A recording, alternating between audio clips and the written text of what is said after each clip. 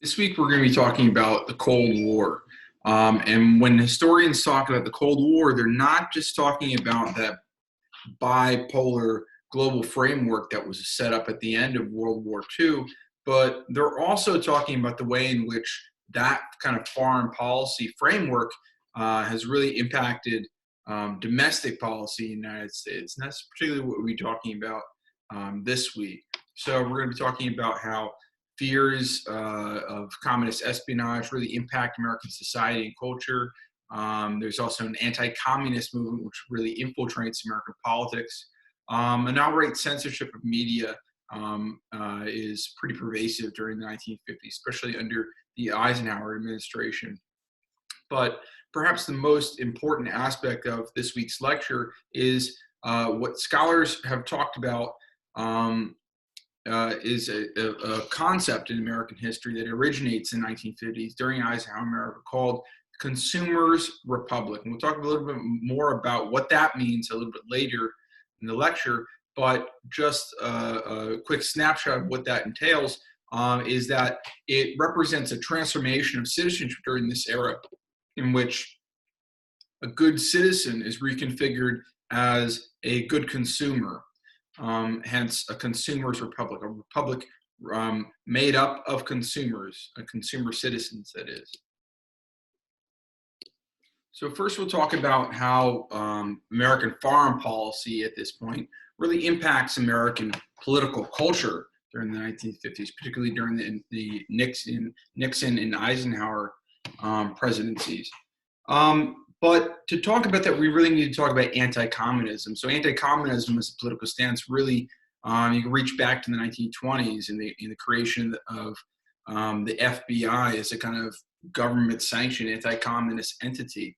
And we can really see that carry through the 20th century. But in the 1950s, it really picks up and really becomes a galvanizing force for conservative movements, the right-wing conservative movements in America.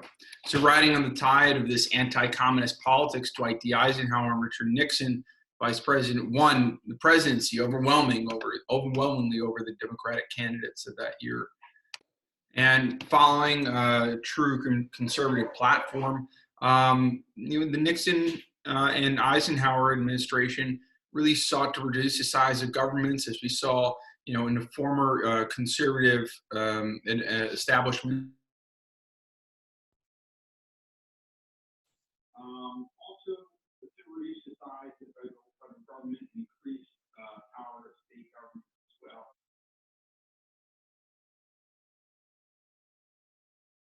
well. But it's also important to keep in mind that that Eisenhower was very much a New Deal president in the sense that he carried on many of the large government projects that were very prevalent under the FDR's administration. But anti-communism is nonetheless a very vibrant political force that galvanizes conservative political movements throughout the 20th century.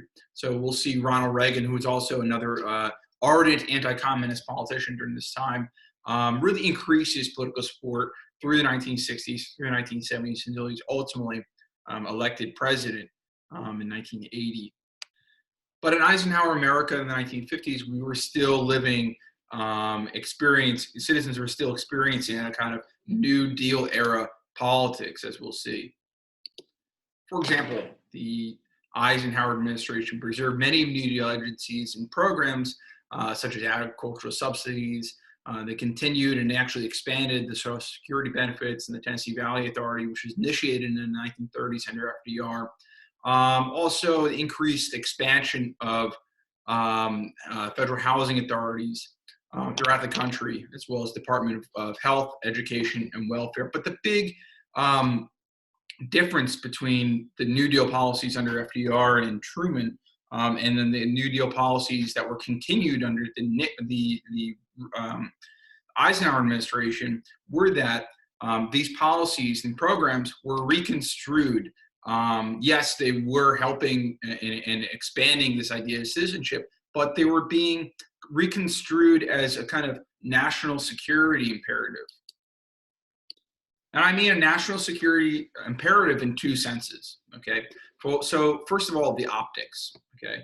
So America wants to appear as a more benevolent and more prosperous country than the opposing Soviet Union and their allied countries as well. So that's number one, the optics, the representation of government during this time is supposed to shine better than the opposing countries. The second aspect is for national security is that many of these programs were meant to essentially support a citizenry that would be, ready to go to war at any moment.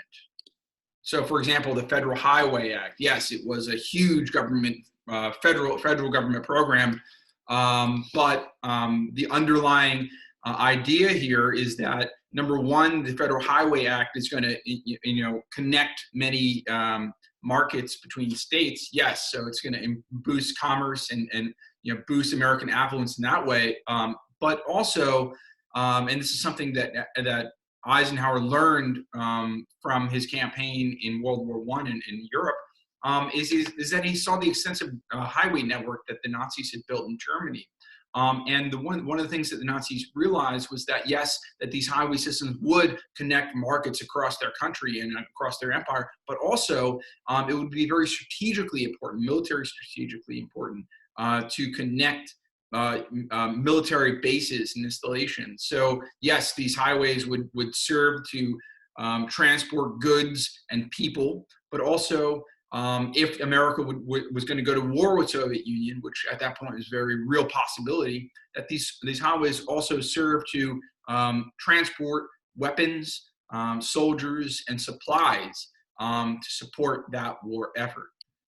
So what happens in Eisenhower America is that these New Deal policies are continued but reinterpreted in a Cold War setting. And that continues as we start to develop our space technology as well.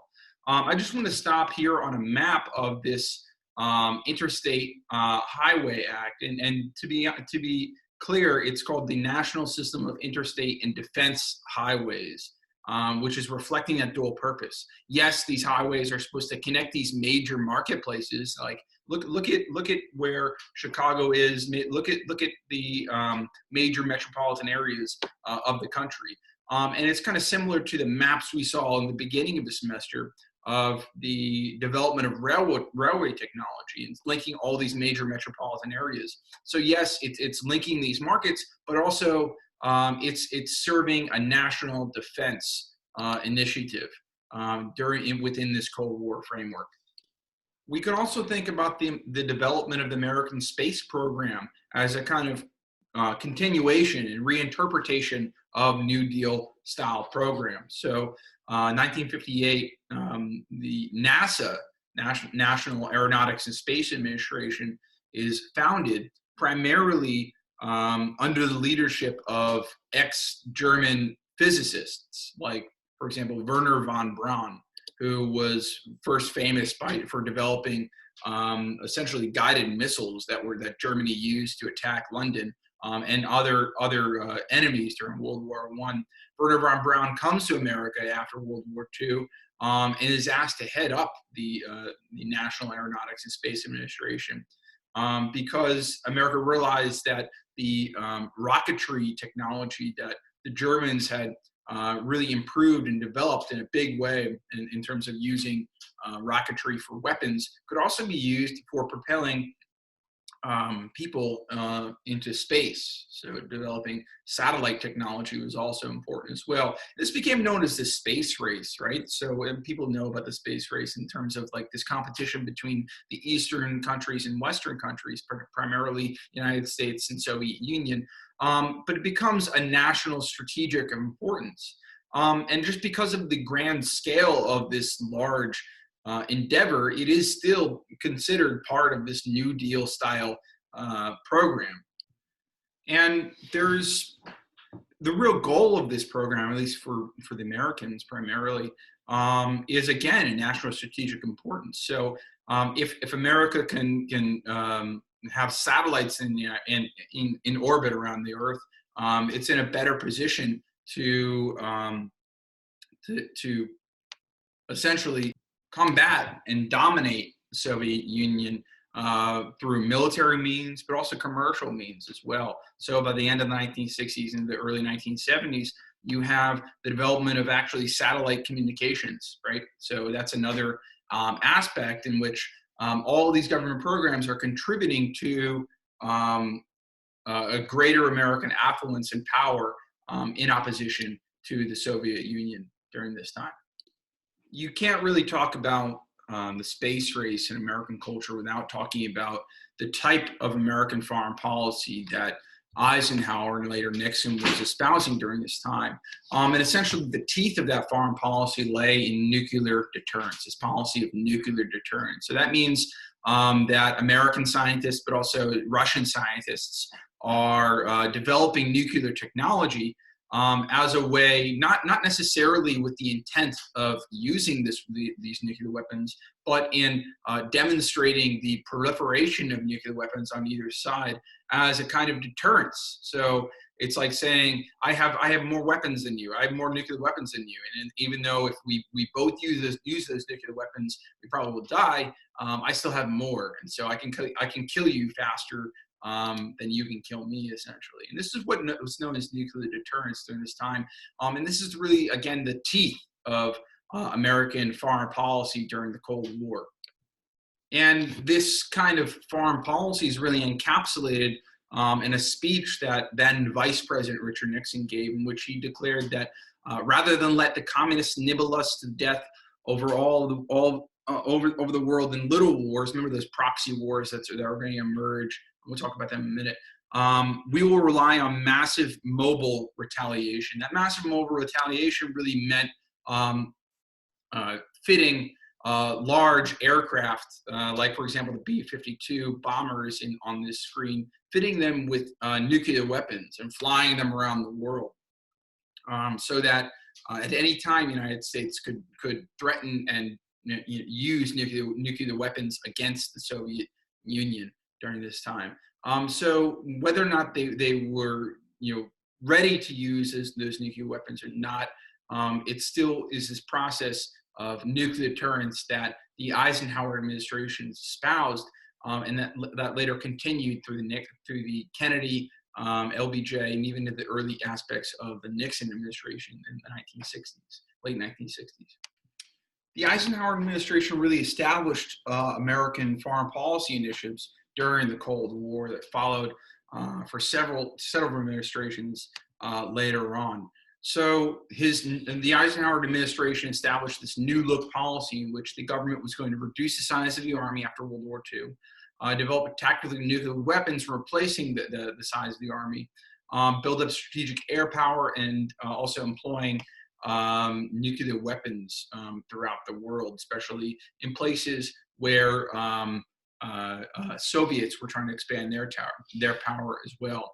And to get a sense of what I mean, this is really Eisenhower's doctrine was providing military and economic aid to help defeat communist nationalistic rebellions. And that's a really big difference between Truman's administration and Truman's doctrine, in the sense that the Truman doctrine establishes American foreign policy in the sense that the American foreign policy's goal is to contain communist influence, right? And that's in 1948. By 1957, Eisenhower establishes the Eisenhower Doctrine, which essentially means that the United States can provide military and economic aid to countries to help defeat communist nationalistic rebellions. So this represents an escalation in terms of America's willingness to get involved militarily with the Soviet Union during this time. So rather than having explicit military conflicts with communistic countries, American foreign policy is really enhancing covert operations, particularly through the development, the foundation and the implementation of CIA operatives around the world, essentially being placed in certain locations that are essentially the battle lines in the Cold War, places like Iran, Egypt, and even Cuba. So Iran is really interesting because for the longest time, the Iranian oil fields had been dominated by a consortium of Western powers, but particularly under the leadership of Britain, primarily British Petroleum, was controlling Iranian oil fields. So by 1953, um, the Iranian people have a democratic revolution, right, in which they elect their own prime minister, Mohammad Mossadegh.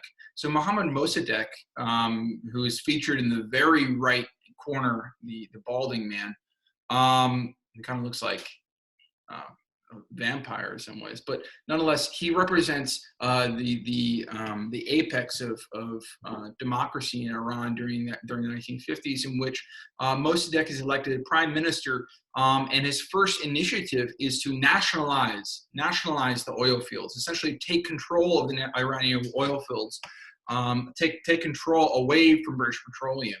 Okay. And the British obviously don't like this. Iran is one of the biggest exporters of oil to England during this time. So the British appealed to the United States, particularly to the CIA, and construing this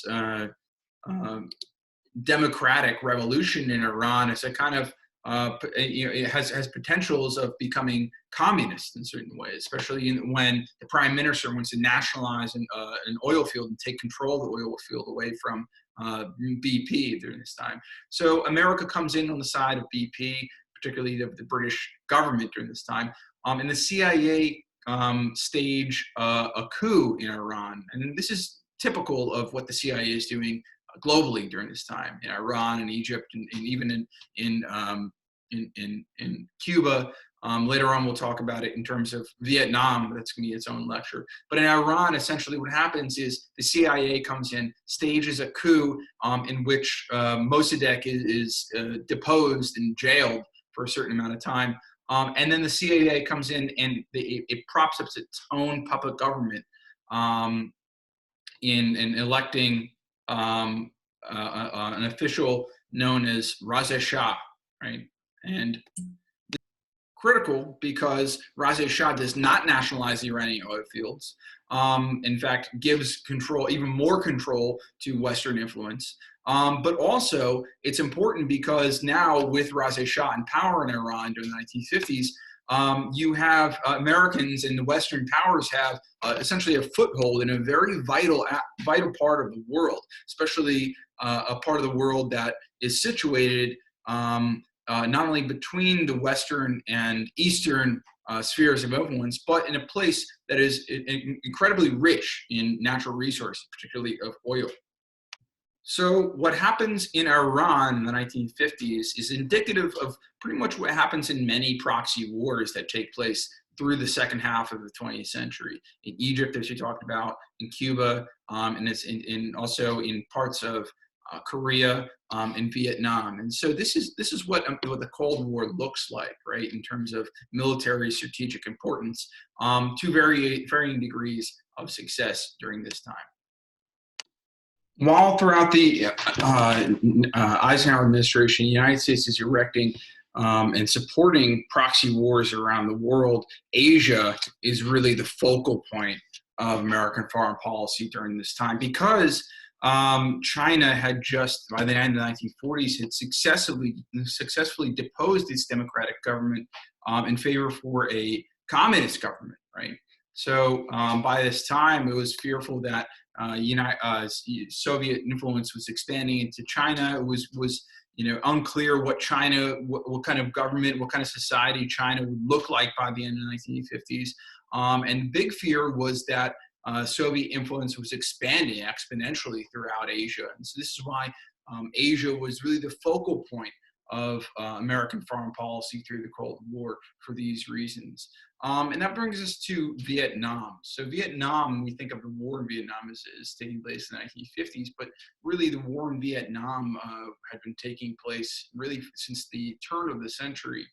This is really a war against colonial occupation, French colonial occupation of Southeast Asia. So the Vietnamese essentially were fighting two wars, right? One of decolonial war against the French, but also a civil war. All right, so it's a civil war. So Vietnamese fighting against other Vietnamese that are also supporting the French colonial occupation in Vietnam. So right from immediately, Ho Chi Minh is celebrated as a kind of decolonial figure, however, also communist figure as well. So he's the figurehead in this opposition to French colonial rule. And immediately he appeals to United States for support because he realizes that America also fought its war of anti-colonial war against the British. And so he's reading a lot of the founding father documents of the founding fathers, realizing that America itself, even though it's trumping itself as a kind of imperialistic nation from the turn of the century, has roots in a kind of anti-colonial movement in the American Revolution against the British. So in the 1940s, Ho Chi Minh actually writes to FDR and then Truman later on saying, listen, I know America was founded on this anti-colonial movement, in the 1700s, 1760s, and I'm really inspired by that the American Revolution.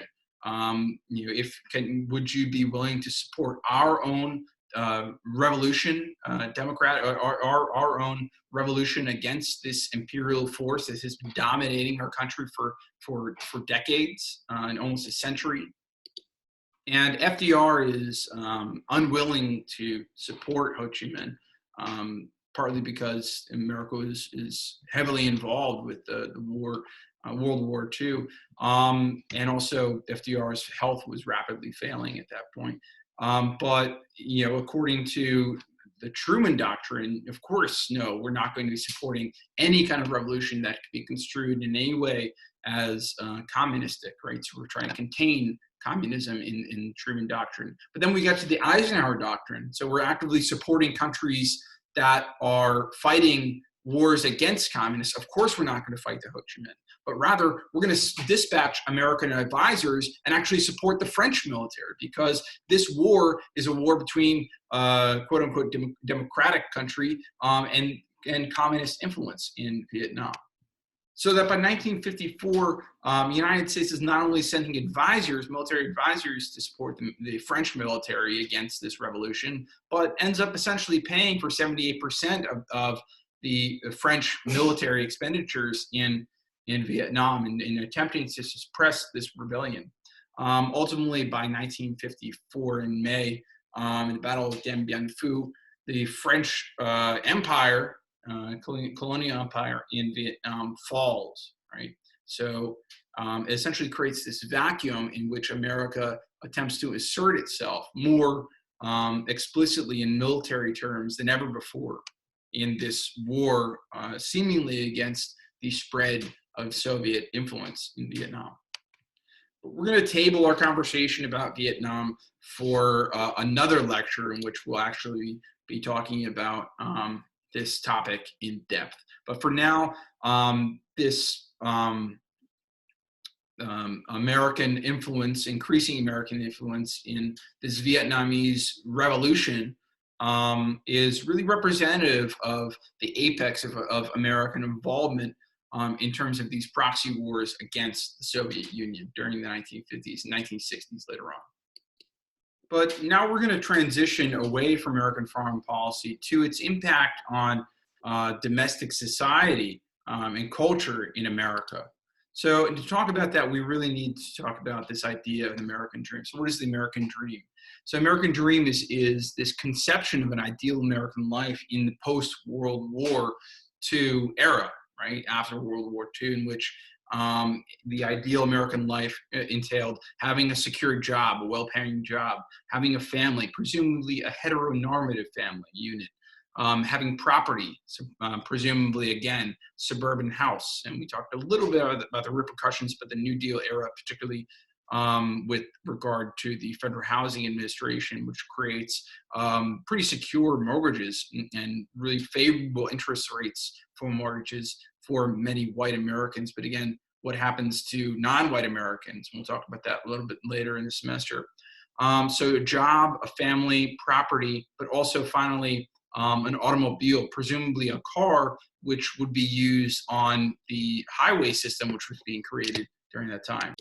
So these elements really comprise what's known as the American dream. And again, once more, the American dream is this ideal version or vision of what American citizenship looks like. But there are a number of preconditions that establish this conception, whether real or not. Number one, big government, and by that I mean essentially a continuation of New Deal era style programs like these large federal programs, which creates the international highways, the interstate highway system, but also big business too. So big businesses are booming during this time. Cheap energy in the form of oil, but also new nuclear technology as well. And then finally, a rapidly expanding population. So these are really conditions on which this idea of the American dream is founded, right? But the underlying premise here is that there's a marriage between big business and big government. Essentially, it's this intersection between a rapidly expanding economy, but which is also supported by a very, very large government programs as well. And the sentiment of this precondition is really encapsulated by a speech that the Secretary of Defense, Charlie Wilson, the former president of General Motors, gives in the 1950s, in which he says, what was good for our country was good for General Motors and vice versa. So this represents a kind of intersection between corporate interests and government interests at this time, which are both supporting this conception of the American dream, which is, again, an idealized vision of American citizenship. This did not always match up to realities. Between 1948 and 1958, about 10 years, corporate profits more than doubled, okay? Industrial wages rose steadily from $55 on average per week to $80 per week, which is pretty good. In 1956, white-collar workers outnumbered blue-collar workers for the first time in America. And I think this represents a transformation in the American economy away from manufacturing-based centers and manufacturing jobs towards a more white-collar office settings, right? This is something we're going to be talking about when we talk about the 1970s. So this increased affluence in American society also engendered an increased population boom. So all those preconditions that we were talking about in the last slide are really intertwined and interconnected in many ways. And so the nuclear family, and that is essentially a father and mother or two parents and children, and essentially a basic family unit, is also tied to national strategic importance. So in a couple of ways. Number one, this nuclear family, which is again this idea of a cohesive family unit, is a state imperative in the sense that families in this baby boom, which results, are really providing the next generation that's going to be situating themselves against the Soviets during this time. So number one, more people in the United States, whether that means people that are going to be fighting, potentially fighting military conflicts that are emerging during this time, but more so in the sense that more people buying things and contributing to the economy and also working in the economy as well. Because we have to always keep in mind that the Cold War isn't necessarily militarily involved, right? But it's also economically as well. So the nuclear family is the strength of the nation during the Cold War in the sense that with the nuclear family, there's going to be more people contributing to the economy. And this reflects back to that concept of a consumer's republic, right? So the consumer's republic stipulates this rearticulation of citizenship in which a good citizen is also a consumer. So that means that you're buying your kids' toys, right? You're also buying, buying things that are going to go into your suburban home. You're also going to buy automobiles as well. And if you're not doing these things, then you fall outside the bounds of what it means to be a citizen during this time. And you're kind of excluded and outcast from society during this time. So the Consumers' Republic is really tied to this articulation of citizenship in the 1950s, 1960s, where it means where to be a good citizen means also to be a good consumer during this time. Consumerism is not only tied to citizenship, but it's really informing the basic premises of social categories during the 1950s, 1960s. Toys, for example, are really defining gender roles during this time. So, for example, boys are marketed for toys, and it's particularly stipulating outdoor activities and sports, toy guns, toy doctor bags, right? So it's really defining what it means to be a male in society in this time, consumerism, that is. And the same thing with girls, too. So girls, rather than having outdoor toys and guns, are really marketed for, cultivating their personal appearance, domestic skills, tea sets, nurse sets, rather than, for example, being a doctor. They're encouraged to being nurses and more diminutive, not diminutive, but subordinate roles in society. Television is really critical in this articulation of citizenship during this time. So television not only articulates the values that are tied to the American dream and the nuclear family, but also in between segments of sitcoms and things that are reflecting these values. Of course, you also have commercials too, really expanding advertisement industry during the 1950s. And there's a real clear shift between 1950 and 1960. So by 1950, almost 10% of families had televisions in their homes. And that exponentially increased over the next decade, in which 1960, 90% of homes had television. So most people by 1960 are watching television. They're gleaning the family values from the television shows, but also are being inculcated into those family values through advertisements that they're going to be viewing in between those TV shows, right? So television is really important. It defines American suburban white heteronormative life at this time, which again is one of the pillars of American foreign policy. This idea of a domestic family unit being the bedrock of American culture and American values. So whether through advertisements or through sitcoms, these television shows exhibited ideal middle-class families, mostly white, mostly hardworking, earnest fathers, and attractive, with savvy mothers who ran the households, right? So American culture is really impacted to a huge degree by advertisements through these television shows. So male and female identities were really rooted in this self-image of familial parent roles, which were originating, as early as early childhood through advertisements for toys for kids as well.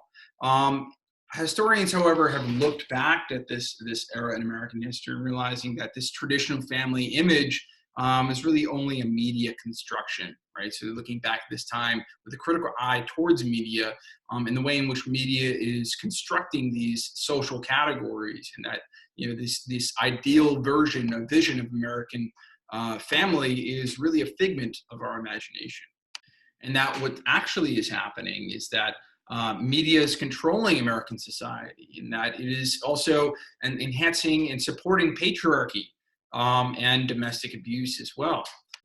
And so rather than an idealized vision of American families in America were not very happy during the 1950s and 1960s. Nearly 1/4 of marriages contracted in the 1950s eventually ended in divorce. During that decade, 2 million legally married people lived apart from each other, and many more simply toughed it out in unloving and even sometimes dangerous marriages. And these conditions really gave rise to a resurgence of feminism during this time. Like we saw in the early 20th century, first decade of the 20th century, women start going back to work. We see a rise of working independent women between 1950s and 1960s, like we saw during the feminist movement of the turn of the century. Women, for example, represented nearly 50% of the banking workforce, and most women were nonetheless also stuck in these unhappy marriages in their suburban lives. And so working was a way of escaping that as well as gaining power. Homosexuality in the 1950s was regarded as a perversion that damaged the moral fabric of society. And if we think about the nuclear family, the heteronormative nuclear family as a particular kind of foreign policy initiative, national security initiative, then